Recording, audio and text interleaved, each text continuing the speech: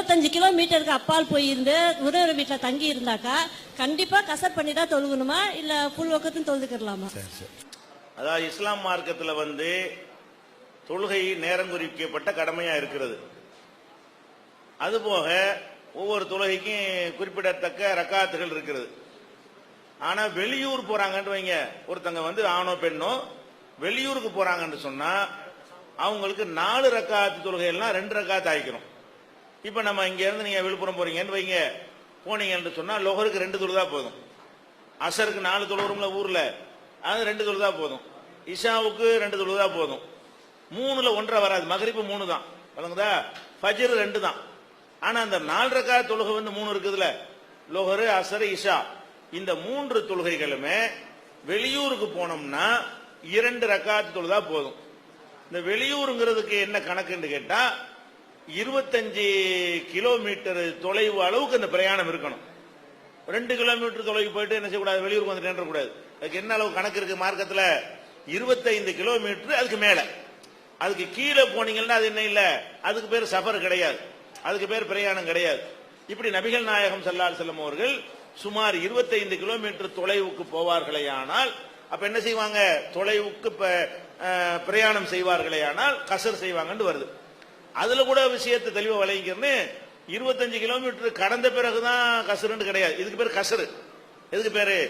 நாளை 2ஆ தொழுகிறோம்ல, அதுக்கு பேர் கசருமாங்க, குறைக்கிறது, சுருக்குதல் அர்த்தம்.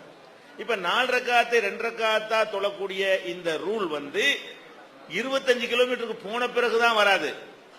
நீங்க ஊரை விட்டு கடந்துட்டீங்க, 1 கிலோமீட்டர் தான் போயிருக்கிறீங்க, ஆனால் உங்களுடைய நோக்கம் 25 கிலோமீட்டரா இருக்குது. நீங்க போய் சேர வேண்டிய ஊர் எவ்வளவு தூரத்தில் இருக்குது? 25 கிலோமீட்டரா இருந்தால் போதும். ஊருடைய எல்லையை மறைஞ்ச உடனே நீங்க கசர் செய்யலாம். ஆனால் நீங்க போய் சேரக்கூடிய தூரம் என்னவா இருக்கணும்? 25 கிலோமீட்டர் அதுக்கு மேலே இருக்கணும். அப்ப நீங்க ஆலந்தூர்ல இருந்து கிளம்புறீங்க, எங்க போறீங்க? 25 கிலோமீட்டர் எது வருங்க? கூடுவாஞ்சேரிக்கு போறீங்க. அப்ப கூடுவாஞ்சேரிக்கு போய் தான் தொழணும் கிடையாது. இந்த ஆலந்தூரை தாண்டு நகராட்சி எல்லையை தாண்டின உடனேயே நீங்க தொழுகிறதா இருந்தால் 4 ரக்காத்து 2 ரக்காத்து தொழலாம். ஏன்? நீங்க போய் சேருவதற்கு பயணித்துக் கொண்டிருக்கிற ஊர் 25 கிலோமீட்டர்ல இருக்கிறது. அப்ப 25 கிலோமீட்டருக்கு போய் கூடுவாஞ்சேரியில தான் தொழணும்னு கிடையாது. 25 கிலோமீட்டர் தூரத்துக்கு நீங்க போறீங்க, பயணத்தை ஆரம்பிச்ச உடனே தொழுதுக்கலாம். ஏன்னா நீங்க எவ்வளவு தூரத்துக்கு பிரயாணம் வச்சுக்கிட்டு இருக்கிறீங்க? 25 கிலோமீட்டர் முடிவு பண்ணிட்டீங்க, கிளம்பிட்டீங்க. அதனால ஊர் எல்லையை தாண்டின உடனேயே தொழுவலாம்.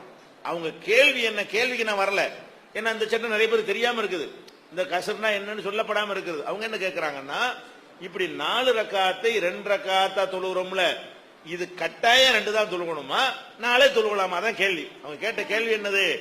கேள்விக்கு சம்பந்தம் இல்லாத விஷயத்தை நான் சொன்னது காரணம் இதெல்லாம் மக்களுக்கு தெரியாம இருக்கிறதுனாலதான். ஏன்னா நிறைய பேர் தொழுவலான என்ன கசருங்கிறாங்க என்ன விளங்காம இருப்பாங்க. நிறைய பேருக்கு அதுக்காக தான் சொல்லிக்கிட்டது.